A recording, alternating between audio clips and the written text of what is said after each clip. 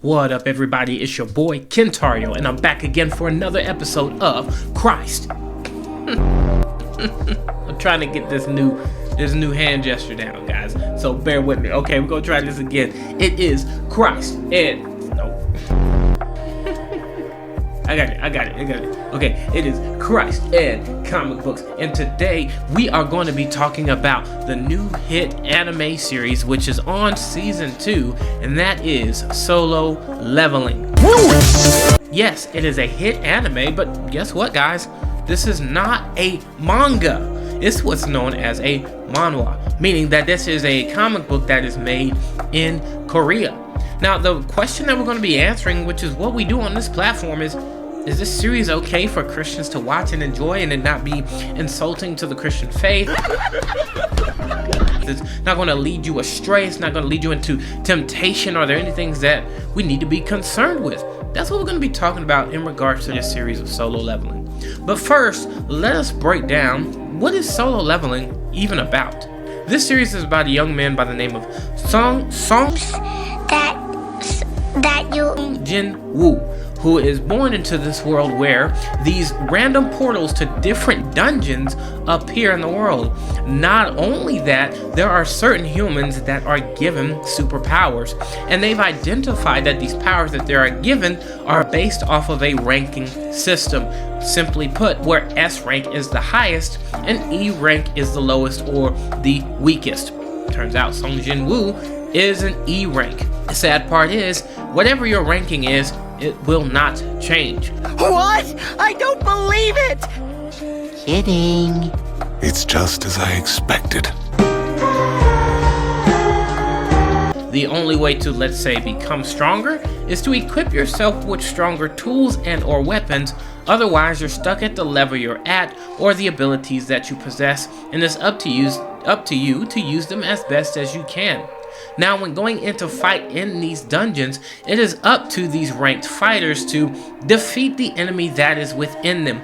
If they do not succeed in defeating them, those things will end up coming out of that portal and actually afflict the earth itself. On your left. The story goes where Sung Jinwoo, being as weak as he is fighting for the opportunity to save his mother from an illness that they're struggling to identify what the cure is, honestly, but he is the sole provider of his household. But now it's like, what else can I do? This is the most that I can do. I am not strong. I can barely. He's basically earning the superhero's minimum wage as a rank E warrior. And so that's been his biggest struggle. So Sung Jinwoo goes on this one particular mission where instead of this being your run-of-the-mill normal low-level dungeon, it ends up being what's known as a double dungeon. Long story short, Sung Jinwoo gives his life in this dungeon, but this triggers what is a very rare occurrence known as a double awakening. So instead of him simply dying in that moment, he instead is resurrected, but not just resurrected, he's resurrected with new weapons, new powers, new abilities, and new opportunities made available to him. In this case, for Sung Jin, he gets to level up. You see, what really has drawn people to this series is, one, that this came out during a time period when people are constantly asking the question, are they stronger than Goku? And so there's been several runs of different series where the main character is just this outright overpowered individual. And you have this era of power scaling. How would you scale this character at their strongest form? And Sung Jinwoo comes off like that type of character. After his double awakening, he is just murking enemy after enemy, fighting after fight, and just completely dominating. One thing I will say, however, being that he is an overpowered character, is that they allow you to, yes, go on the journey of his development, but they make him, in the midst of seeming overpowered, fun to watch. Like, you're watching him, sure, struggle against an opponent, but he's doing all these cool combos, these cool tricks, this variety of different hacks. That's just amazing for you to view as the watcher, or if you're reading the manhwa, as the reader.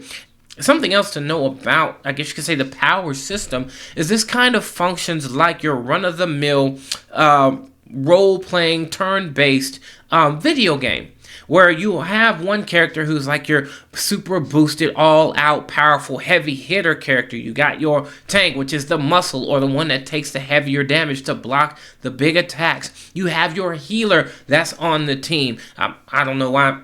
I guess because you're the Christian, you're the priest character, and the priest character is the healer character. I always ended up being associated with that just based off my faith. I like to box. Sung Jinwoo being that guy, being that he's low level, before his double awakening, he would fight some of the lower level opponents. The stronger would fight the bigger ones, and then you kind of have your healer in the background who spent most of her time healing Sung Jinwoo. But now he doesn't even have to worry about that. He gets to go in and completely dominate all by himself. He doesn't need a team, hence solo leveling.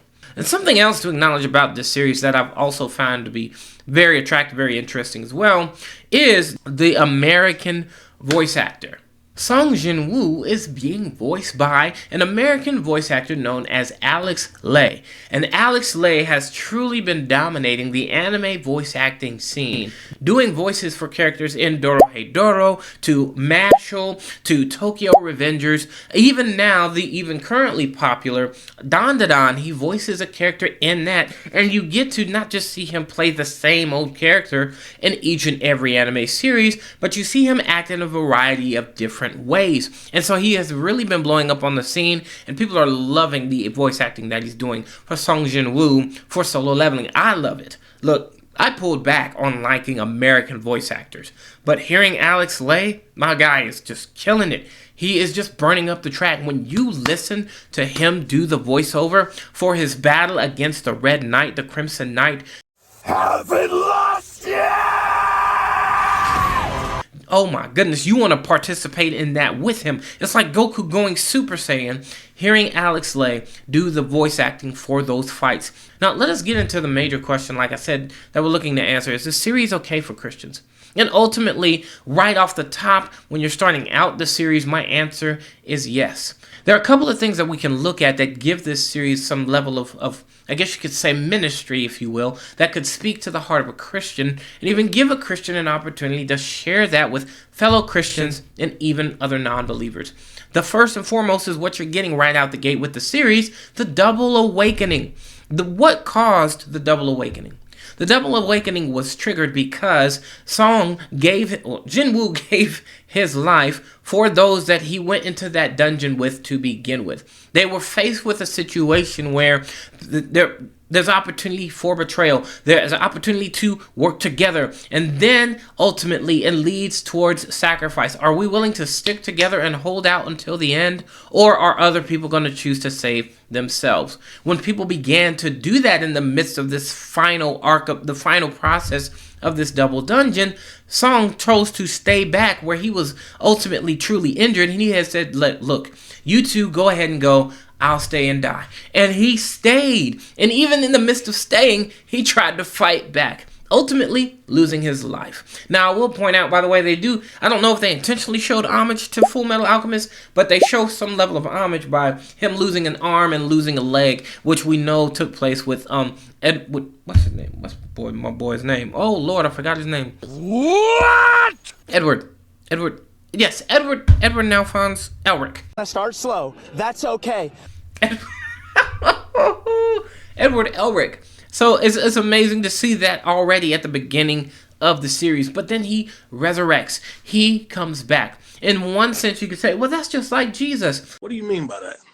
In one sense, yes, it is like Jesus. But it's more important to identify that we as believers in Christ are to give ourselves for others. We are to give our life so that we can be brought back in the newness of life when we give our life to Christ in one sense, and two, the way that we function in the world. One of the things that the Bible speaks of is one of the greatest honors now as a Christian is for you to be a martyr, to be someone that gives your life for the gospel, and in turn giving your life for the people that need the gospel, that need Jesus Christ, that need to be saved. And for Sung Jinwoo to go through that just out of the very beginning, it's like, oh, that's like a Christian giving his life to Christ. That's kind of like the vibe and the experience that you're getting right out of the gate with this series. Another thing, too, to look at that is very powerful is the aspect of the dungeons, which I'm going to explore even more as I go to speak on season 2, where this becomes a bit more complicated. But on the surface, when it comes to the dungeons, it's similar to the warfare that Christians are responsible for going through on behalf of those that they care about, on behalf of the congregation, on behalf of those that God is calling them to lead them to Christ. One plants the seed, the other waters, and God brings the increase. We have our responsibility in our partnership with Christ for saving people, because ultimately, if we don't do our part, just like those dungeons, the things that are wreaking havoc will be able to wreak even more the moment when we don't do our part. And so that is another thing that is extremely significant. And know your place. I know the ranking system is shoddy. What? Like, who would want to be brought into the solo leveling world? You would be screwed.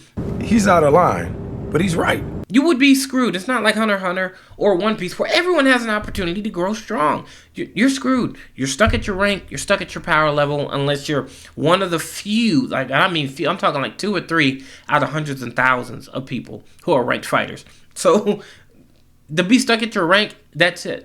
But at the same time, there is a value for us as believers to know that no matter what position we are with Christ, the measure of faith that we have been given, the talents that he has entrusted with us, whether it's 10, whether it's 2, whether it's 1, that we are supposed to do our part with the measure in which God has entrusted us with. And there is value in that. And the series is already conveying that right out of the gate. And that's something that I found to be a value. However, where things start to shift and become a lot more complicated in this series is season 2 is introduced. Season 1 ended, and season 2 is introducing the aspect of necromancy. Arise.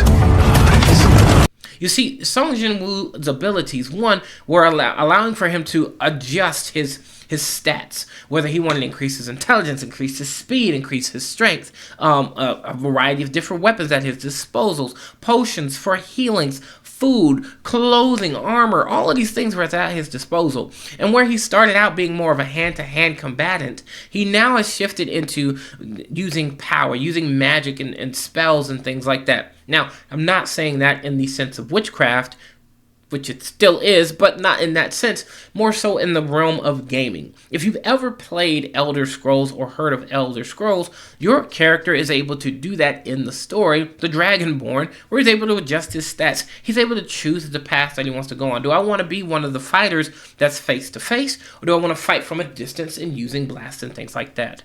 So Sung Jinwoo has now been equipped with the ability to raise the dead of enemies that he has defeated if he's strong enough to bring them back. And now he's resurrecting several enemies and armies that he is fighting against, and he finds it to be difficult, but nonetheless, he's resurrecting the dead.